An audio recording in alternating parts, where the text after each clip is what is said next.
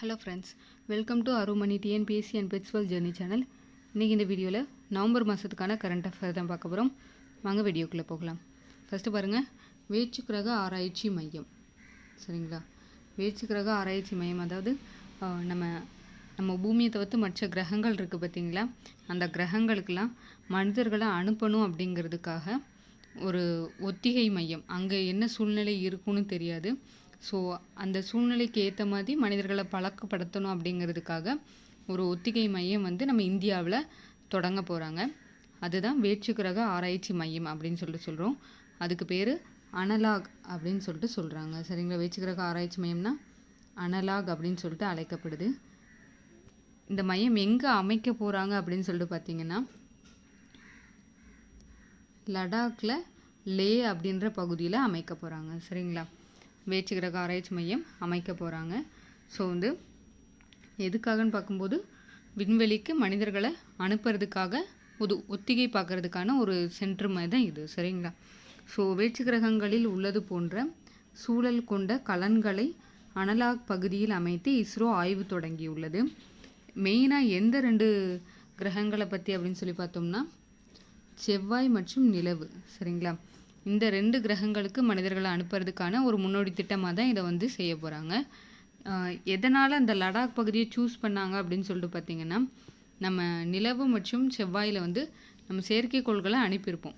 So அந்த செயற்கைக்கோளில் அனுப்பினையில் அங்கே இருக்கிற புவியியல் கூறுகள்லாம் ஓரளவுக்கு நமக்கு அது படம் பிடிச்சி நமக்கு காமிச்சிருக்கோம். ஸோ அதை மாதிரியான ஒரு செட்டப் நமக்கு லடாக்கில் தான் இருக்குது. ஸோ அதனால தான் அந்த லடாக்கில் இந்த அனலாக் மையத்தை அமைக்க போகிறாங்க. அந்த அனலாக் மையத்துக்கு பேர் என்னன்னு பார்த்தீங்கன்னா ஹேப் 1 அப்படின்னு சொல்லிட்டு பேர் வச்சுருக்குறாங்க. சரிங்களா, ஸோ நெக்ஸ்ட் இன்னொரு விஷயம் கூடுதலாக இதில் என்னென்னு பார்த்தீங்கன்னா, 2040க்குள்ளே நிலவுக்கு மனிதர்களை அனுப்பணும் அப்படின்னு சொல்லிட்டு இஸ்ரோ பிளான் வச்சுருக்குது. சரிங்களா, அடுத்த நியூஸ் பாருங்கள், ஆயுஷ்மான் பாரத் திட்டம். இந்த திட்டம் பற்றி நம்ம அடிக்கடி நியூஸில் பார்த்துட்டு வரோம். 2018 இந்த திட்டம் தொடங்கப்பட்டது. எதுக்காகன்னு பார்த்தீங்கன்னா, இது ஒரு மெடிக்கல் ஸ்கீம் மாதிரி, அதாவது சென்ட்ரல் கவர்மெண்ட்லேருந்து வந்த திட்டம் தான் இந்த ஆயுஷ்மான் பாரத் திட்டம். இது பிரதான் மந்திரி ஜன் ஆரோக்கிய யோஜனா அப்படின்னு சொல்கிறாங்க. இந்த திட்டத்தை பொறுத்த வரைக்கும் என்னென்னு பார்த்தீங்கன்னா, 5 லட்சம் வரைக்கும் இதில் மெடிக்கல் ஸ்கீம் எடுத்துக்கிட்டோம் அப்படின்னா அதுக்கு ஜிஎஸ்டி நில் அப்படின்னு சொல்லியிருந்தாங்க. 5 லட்சத்துக்கு மேலே மெடிக்கல் ஸ்கீம் எடுக்கும் அப்படின்னா அதுக்கு ஜிஎஸ்டி உண்டு அப்படின்னு சொல்லியிருந்தாங்க.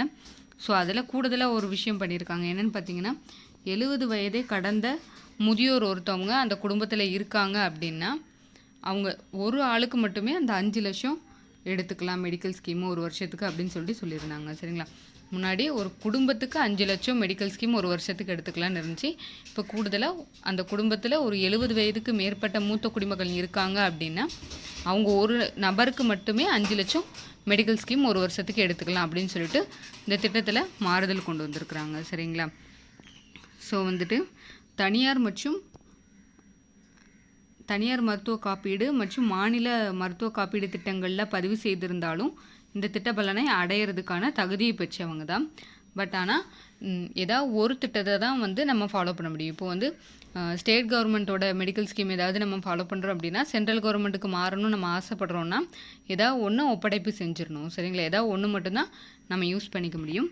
அதோட குறிப்பிட்ட தனியார் மருத்துவமனை மற்றும் அங்கீகரிக்கப்பட்ட அரசு மருத்துவமனைகளில் தான் சிகிச்சை பெற முடியும்.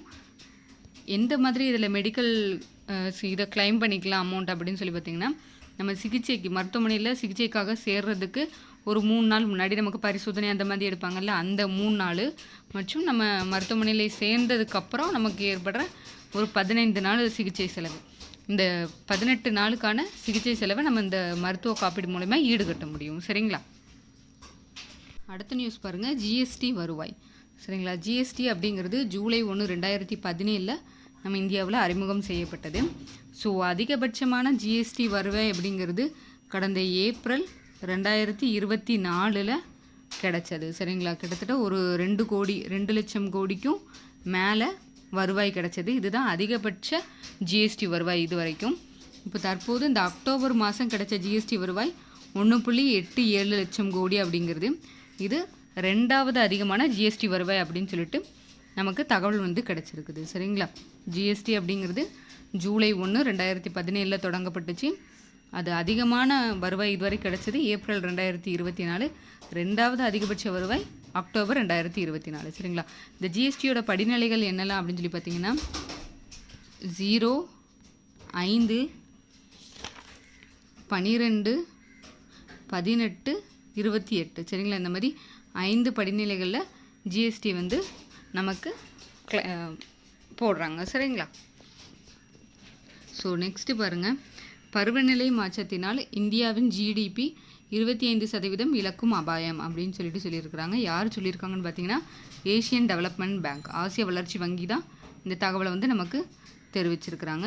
என்னன்னு பார்த்தீங்கன்னா 2070க்குள்ளே இந்தியா வந்து அதோட ஜிடிபியில் 24.7% வந்து இழக்கும் அப்படின்னு சொல்லிட்டு கணிச்சிருக்கிறாங்க. எதனால் அப்படின்னு சொல்லி பார்த்தோம்னா இந்த பருவநிலை மாற்றங்கள்னால தான். சரிங்களா? பருவநிலை மாற்றத்திற்கு பசுமை இல்ல வாயு ஒரு முக்கிய காரணம் அப்படின்னு சொல்லியிருக்கிறாங்க. நெக்ஸ்ட்டு பார்த்திங்கன்னா இந்த பசுமை இல்ல வாயு 2000 ஆண்டுகளில் வந்து 29.4% உமிழ்வு இருந்துச்சு. அதுவே 2021 45% உயர்ந்திருக்கு.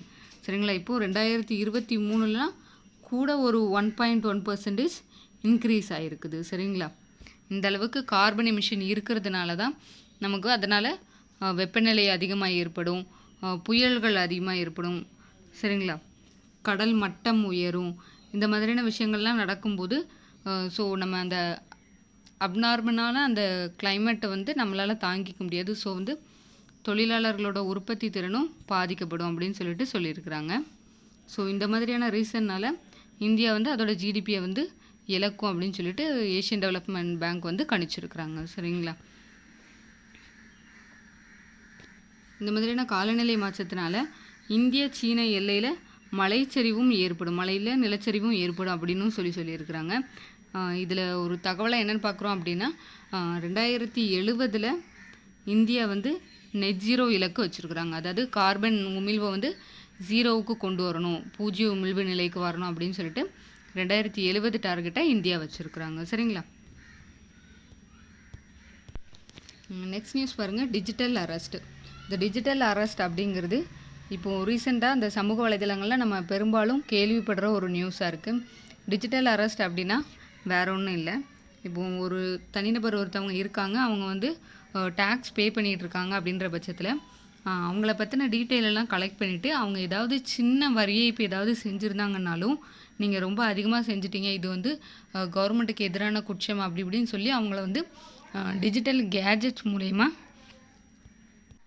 கான்டாக்ட் பண்ணி ஒரு வீடியோ கான்ஃபரன்ஸோ இல்லைனா ஆடியோவோ இந்த மாதிரி கான்டாக்ட் பண்ணி அவங்கள வந்து அச்சுறுத்தி அது மூலயமா வந்து பணம் சம்பாதிக்கிறாங்க. சரிங்களா? சில சைபர் கிரிமினல்கள் இந்த மாதிரியான வேலைகளில் ஈடுபட்டுட்டு வராங்க.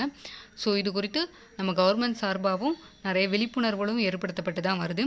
ஸோ அதுதான் வந்து டிஜிட்டல் அரெஸ்ட்னு சொல்கிறோம். அதாவது நீங்கள் ஒரு தப்பு பண்ணியிருக்கீங்க அப்படின்னு சொல்லிட்டு ஒரு அரசு அதிகாரி மாதிரி உங்களுக்கு மொபைல்லையோ இல்லைனா லேப்டாப்லேயோ வீடியோ கான்ஃபரன்ஸில் வந்து இப்படி உங்களை நாங்கள் அரெஸ்ட் பண்ணுறோம், டிஜிட்டல் வைஸாக உங்களை அரெஸ்ட் பண்ணுறோம், உங்களோட கணக்குகள்லாம் முடக்கிறோன்னு சொல்லிட்டு நம்மளை வந்து அச்சுறுத்துறாங்க. அதுக்கு பேர் தான் டிஜிட்டல் அரெஸ்ட்டு. ஸோ இந்த மாதிரியான விஷயங்கள் நடக்கு அப்படின்னா அதை வந்து நம்ம இன்ஃபார்ம் பண்ணுறதுக்காக சைபர் கிரைமோட கட்டணமில்லாத உதவி எண் இருக்குது. அது என்னென்னு பார்த்தீங்கன்னா 1930. சரிங்களா? 1930 அப்படிங்கிறது சைபர் கிரைம் ஹெல்ப்லைன் நம்பரு. அதுபோக இந்த மாதிரியான சைபர் கிரைம் குற்றங்களை குறித்து விசாரிக்கிறதுக்காக உள்துறை அமைச்சகத்துக்கு கீழே பசி அப்படின்னு சொல்லிட்டு ஒரு அமைப்பு இருக்குது, சைபர் கிரைம் ஒருங்கிணைப்பு அமைப்பு இருக்குது. சரிங்களா? நம்ம இந்த அமைப்புக்கிட்டே இன்ஃபார்ம் பண்ணலாம், அல்லது 1930 இந்த நம்பர் கால் பண்ணியும் நம்ம சைபர் கிரைம் கிட்ட இன்ஃபார்ம் பண்ணலாம். சரிங்களா? நெக்ஸ்ட்டு இது தொடர்பாக I4C அப்படின்னு சொல்லிட்டு ஒரு அப்ரிவேஷன் இருக்குது. அப்படின்னா என்னென்னு பார்த்தீங்கன்னா Indian cyber crime coordination centre. சரிங்களா? Indian cyber crime coordination centre I4C அப்படிங்கிற அப்ரிவேஷனோட விரிவாக்கம். அடுத்த நியூஸ் பாருங்கள், உலக வர்த்தகத்தை அச்சுறுத்தும் அமெரிக்காவின் காப்பு வரி. காப்பு வரி அப்படின்னா வேற ஒன்றும் இல்லை. இப்போது ஒரு நாட்டில் இருந்து ஒரு பொருள் வந்து நம்ம வந்து இம்போர்ட் பண்ணுறோன்னு வைங்களேன். சரிங்களா? இப்போ இந்தியா இருக்குது, இந்தியாவுக்கு வந்து இம்போர்ட் பண்ணுறோம் அப்படின்னா எந்த நாட்டில் இருந்து வருதோ, இப்போ ஒரு எக்ஸாம்பிளுக்கு ஒரு விலை உயர்ந்த ஒரு சைக்கிள் வருது. சரிங்களா? விலை உயர்ந்த ஒரு சைக்கிள் வருது. ஸோ இதே சைக்கிள் வந்து கிட்டத்தட்ட நம்ம இந்தியாவிலையும் தயாரிக்கிறாங்க. ஆனால் அந்த சைக்கிள் வரும்போது அது வந்து வெளிநாட்டில் இருக்கிற ஒரு பிராண்டு அப்படின்னு சொல்லிட்டு நம்ம இந்திய மக்கள் வாங்குறதுக்கு வாய்ப்புகள் அதிகமாக இருக்குது. ஸோ அப்படி வாங்கும்போது நம்ம இந்தியாவில் இருக்கிற தொழில்கள் வந்து பாதிக்கப்படும். சரிங்களா? இந்த பாதிப்புலேருந்து நம்ம உள்நாட்டு தொழில்களை காப்பாற்றுறதுக்காகவும் அது போக நம்ம அரசோட ஒரு வருவாய்க்காகவும் இப்படி இறக்குமதி ஆகிற பொருட்கள் மேலே நம்ம கவர்மெண்ட் வந்து ஒரு வரி விதிப்பாங்க. சரிங்களா? அந்த வரி அதுக்கு பேர் தான் காப்பு வரி அப்படிங்கிறது. சரிங்களா? இந்த மாதிரி நம்ம வரி விதிக்கும் போது இறக்குமதி ஆகிற பொருளோட இந்த வரியும் சேரும்போது அந்த பொருளோட விலை வந்து ரொம்ப அதிகரிக்கும்.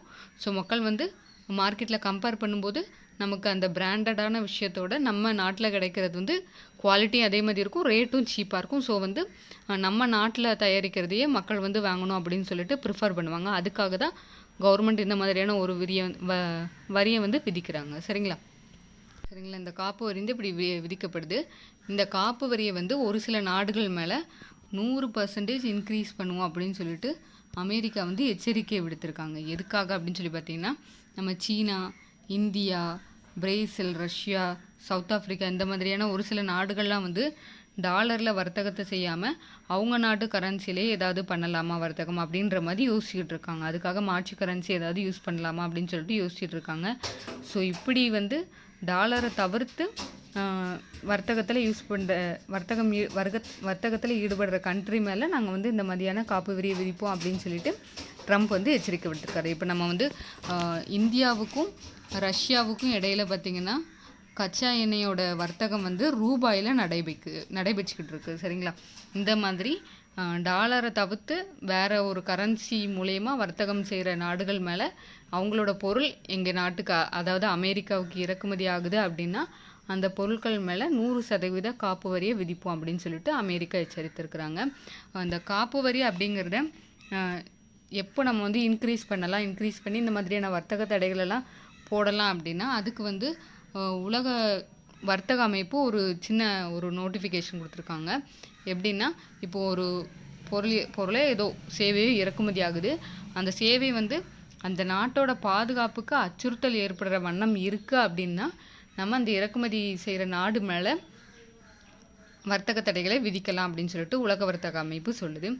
இந்த ஒரு விதியை பயன்படுத்தி தான் அமெரிக்கா வந்து இந்த மாதிரியான விஷயங்களெல்லாம் வந்து செய்வோம் அப்படின்னு சொல்லிட்டு எச்சரிக்கை விடுத்துக்கிட்டு இருக்கு. சரிங்களா?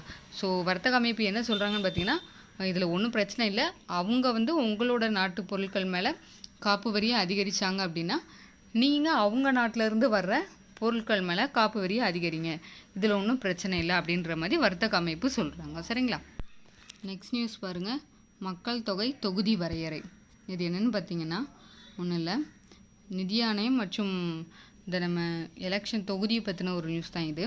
என்னென்னு பார்த்தீங்கன்னா, நமக்கு இந்த தொகுதியை வரையறை செய்கிறாங்களா நாடாளுமன்ற தொகுதி, அது வந்து நமக்கு மக்கள் தொகையை பேஸ் பண்ணி தான் வரையறை செய்கிறாங்க. சரிங்களா? அது இப்போ கரண்டில் இருக்கிற தொகுதி வரையறை முறை வந்து நம்ம ஆர்டிக்கல் 82 சொல்லியிருக்கிறாங்க. என்னென்னு பார்த்தீங்கன்னா, 1991 சென்சஸ் படி இந்த தொகுதிகள் வந்து இருக்கணும். இது வந்து 2026 வரைக்கும் இந்த 1991 சென்சஸ் படி தான் இருக்கணும் அப்படின்னு சொல்லிட்டு நமக்கு ஆர்டிக்கல் 82 சொல்லப்பட்டிருக்கு. சரிங்களா? ஸோ வந்து நமக்கு 2026 வரப்போகுது. அதில் கூடுதலாக இன்னொரு தகவல் சொல்லியிருக்கிறாங்க. என்னென்னா, 2026க்கு அப்புறம் எடுக்கப்படுற முதல் சென்சஸ் படி 2026க்கு அப்புறம் நம்ம தொகுதி மறுவரை செய்யலாம் அப்படின்னு சொல்லியிருந்தாங்க. ஸோ வந்து இப்போ நமக்கு 2026 வந்துச்சு. 2021 ஆக்சுவலாக நமக்கு வந்து சென்சஸ் எடுத்துருக்கணும், அது இன்னும் எடுக்கப்படலை. அதை வந்து 2025 எடுப்போம் அப்படின்னு சொல்லிட்டு சென்ட்ரல் கவர்மெண்ட் வந்து நமக்கு சொல்லியிருக்கிறாங்க. ஸோ இந்த 2025 எடுக்க போகிறோன்னு சொல்கிற சென்சஸோட முடிவுகள் வந்து 2026 நமக்கு தெரிய வரும். சரிங்களா? சென்சஸ் என்ன இருக்குது அப்படிங்கிறது தெரிய வரும் அஃபிஷியலாக. ஸோ வந்து தென் மாநிலங்களுக்கு இது ஒரு சின்ன பயத்தை ஏற்படுத்தியிருக்கு. என்னென்னு பார்த்தீங்கன்னா, நமக்கு இந்த ஆர்டிக்கல் 82 சொல்லியிருக்கிறாங்க 2026க்கு அப்புறம் எடுக்கப்படுற சென்சஸ் படி தொகுதி மறைவரை செய்யலாம் அப்படின்னு சொல்லிட்டு. ஸோ அதுபடி தொகுதி மறைவரை செய்கிறாங்க அப்படின்னா இப்போ தென் மாநிலங்கள்லாம் குடும்ப கட்டுப்பாடு திட்டங்கள்லாம் நிறையா யூஸ் பண்ணி மக்கள் தொகையை வந்து பெரும்பாலும் கட்டுக்குள்ளே வச்சுருக்குறாங்க. சரிங்களா? ஆனால் வட மாநிலங்கள் அந்த மாதிரி செய்யலை. அவங்களோட மக்கள் தொகை இன்னுமே ஒரு அபரிமிதமான ஒரு வளர்ச்சியில் தான் இருக்குது. சரிங்களா? இப்போ இந்த மக்கள் தொகைப்படி நம்ம வந்து தொகுதி மறைவரை செய்கிறோம் அப்படின்னா, ஸோ நார்த் சைடில் இருக்கிறவங்களுக்கு வந்து மக்கள் தொகை அதிகம், ஸோ அதிகமான தொகுதிகள் கிடைக்கும். சரிங்களா.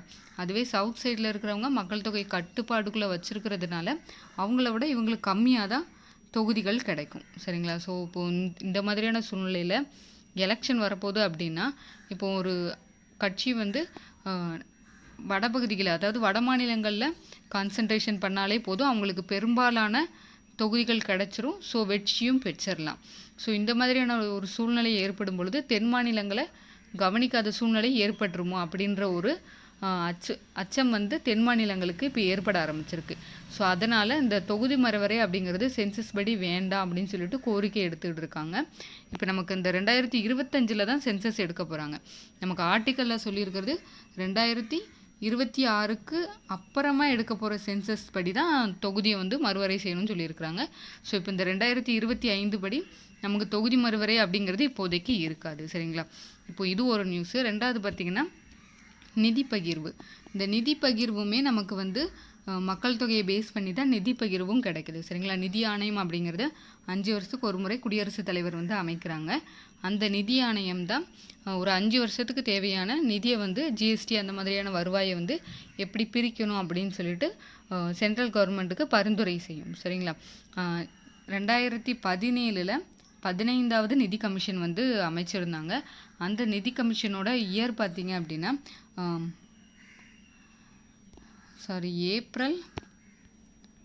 April 2020 to March 2026. சரிங்களா. இந்த டைம் பீரியட் தான் இந்த 15வது நிதி ஆணையத்தோட காலம். சரிங்களா. அந்த 15வது நிதி ஆணையம் இப்போ ஒரு நிதி பகிர்வுக்கான பரிந்துரையை கொடுக்குது அப்படின்னா அந்த பரிந்துரை வந்து இந்த 5 வருஷத்துக்கும் செல்லும். சரிங்களா. ஸோ அந்த 15வது நிதி ஆணையம் என்ன சொல்லியிருக்காங்கன்னு பார்த்தீங்கன்னா 2011 சென்சஸ் படி நமக்கு வந்து நிதி பகிர்வை கொடுத்துருக்குறாங்க. சரிங்களா. 2011 சென்சஸ் படியில் நிதி பகிர்வு கொடுத்துருக்காங்க. எவ்வளோன்னு பார்த்தீங்கன்னா 41% நிதி பகிர்வு கொடுத்துருக்காங்க. 2026 வரைக்கும் இதுதான் நடைமுறையில் இருக்க போகுது. சரிங்களா. 16வது நிதி ஆணையம் அப்படிங்கிறதும் அமைக்கப்பட்டுருச்சு. 2023 அதை அமைச்சாங்க. அதோட டைம் பீரியடு அடுத்த ஏப்ரல் 2026 தொடங்கும். சரிங்களா. ஸோ வந்துட்டு இப்படி இருக்குது. இப்போ நமக்கு வந்து பரிந்துரை நிதி பகிர்வும் அப்படிங்கிறது மக்கள் தொகை பேஸ் பண்ணி இருக்கிறதுனால நமக்கு அந்த நிதியிலையும் அடிபடும் தொகுதியிலையும் அடிபடும் அப்படின்றது தான் இப்போ தென் மாநிலங்களுக்கு ஒரு சின்ன கவலையாக இருக்குது. சரிங்களா. இப்போ இந்த நியூஸில் கூடுதலாக இன்னொரு தகவல் தெரிஞ்சுக்கலாம். என்னென்னு பார்த்தீங்கன்னா 15வது நிதி ஆணையத்தோட தலைவர் யாருன்னா NK சிங். சரிங்களா. நோட் பண்ணிக்கோங்க. இதுவும் நமக்கு எக்ஸாமில் கேட்பாங்க. 16வது நிதி ஆணையத்தோட தலைவர் அரவிந்த் பனகாரியா. அது இதில் நோட் பண்ணல, என்னால் அதையும் மட்டும் எழுதி வச்சுக்கோங்க. அரவிந்த் பனகாரியா. சரிங்களா. இதுதான் இந்த ஆர்டிக்கலில் கொடுத்துருக்க நியூஸு. அடுத்த நியூஸ் பார்க்கலாம். அடுத்த நியூஸ் என்னென்னு பார்த்தீங்கன்னா மதம் மாறியவருக்கு பட்டியல் இனத்தவர் அங்கீகாரம் அப்படின்னு சொல்லி கொடுத்துருக்காங்க. அதாவது இப்போது ஹிந்து ஒரு எஸ்சி காஸ்ட்டை சேர்ந்தவங்க, பட்டியல் இனத்தவர் அப்படின்னா எஸ்சி காஸ்ட்டு. சரிங்களா. அந்த எஸ்சி காஸ்ட்டை சேர்ந்தவங்க ஒரு இந்து மதத்தில் இருக்காங்க அப்படிங்கும்போது அவங்க ஃப்யூச்சரில் ஒரு புத்த மதமோ அல்லது சீக்கிய மதமோ மாறுறாங்க. சரிங்களா. சீக்கியம் அல்லது புத்த மதத்துக்கு மாறுறாங்க அப்படின்னா அவங்களுக்கு அந்த எஸ்சி சலுகை அப்படியே தொடரும். அது இல்லாமல் அவங்க ஒரு கிறிஸ்துவ மதத்துக்கோ இல்லைனா ஒரு முஸ்லீம் மதத்துக்கோ மாறுறாங்க அப்படின்னா அவங்களோட எஸ்சி சலுகை தொடராது அப்படின்னு சொல்லிட்டு நமக்கு வந்து கவர்மெண்ட்டில் ஒரு சட்டம் இருக்குது. சரிங்களா. இதை வந்து இதில் வந்து ஏதாவது சீர்திருத்தங்கள் பண்ணலாமா அப்படிங்கிறதுக்காக சென்ட்ரல் கவர்மெண்ட் சார்பாக 2022 ஒரு குழு அமைக்கப்பட்டது. அது யார் தலைவர்னு பார்த்திங்கன்னா பாலகிருஷ்ணன் அப்படிங்கிறவரோட தலைமையில் ஒரு மறு ஆய்வு செய்வதற்கான குழு வந்து ஏற்படுத்தப்பட்டது. இந்த குழு இன்னும் பரிந்துரை கொடுக்கல. பட் ஆனால் இதோட செயல்படுற காலத்தை வந்து இன்னும் 1 வருஷத்துக்கு எக்ஸ்டெண்ட் பண்ணியிருக்கிறாங்க. சரிங்களா. இன்னும் 1 வருஷம் அவங்க வந்து ஆராய்ச்சி செஞ்சுட்டு அதுக்கப்புறம் அவங்களோட முடிவை வந்து சென்ட்ரல் கவர்மெண்ட்டுக்கு கொடுப்பாங்க. அதுதான் இந்த நியூஸில் கொடுத்துருக்குறாங்க. நெக்ஸ்ட் நியூஸ் பாருங்கள். 100 வயதை கடந்த வாக்காளர்கள் இந்தியாவில் 2 லட்சம் பேர். சரிங்களா. அதுலேயுமே அதிகமாக இருக்கிறது எங்கன்னு பார்த்தீங்கன்னா நம்ம மகாராஷ்டிராவில் தான் அதிகமான 100 வயதை கடந்த வாக்காளர்கள் இருக்காங்க. சரிங்களா. ஸோ இப்படி நம்ம ஏஜ் பற்றி பார்த்ததுனால அது ரிலேட்டடாக ஒரு விஷயம் பார்க்கலாம். என்னென்னு பார்த்தீங்கன்னா நம்ம எலெக்ஷன் கமிஷன்லேருந்து 85 வயதை கடந்த வாக்காளர்களுக்காக ஒரு சின்ன ஃபெசிலிட்டிஸ் பண்ணியிருக்கிறாங்க. என்னென்னு பார்த்தீங்கன்னா ஃபார்ம் 12D அப்படின்னு சொல்லிட்டு ஒரு விண்ணப்பம் இருக்குது. அந்த விண்ணப்பத்தை வந்து வீட்டில் இருந்தே பூர்த்தி செய்து வாக்களித்துக்கலாம் அப்படின்னு சொல்லிட்டு அந்த 85 வயதை கடந்தவர்களுக்கான வசதி வந்து நம்ம தேர்தல் ஆணையம் சார்பாக செய்யப்பட்டிருக்குது. சரிங்களா? அது நடைமுறையிலையும் இருக்குது. ஓகேங்களா?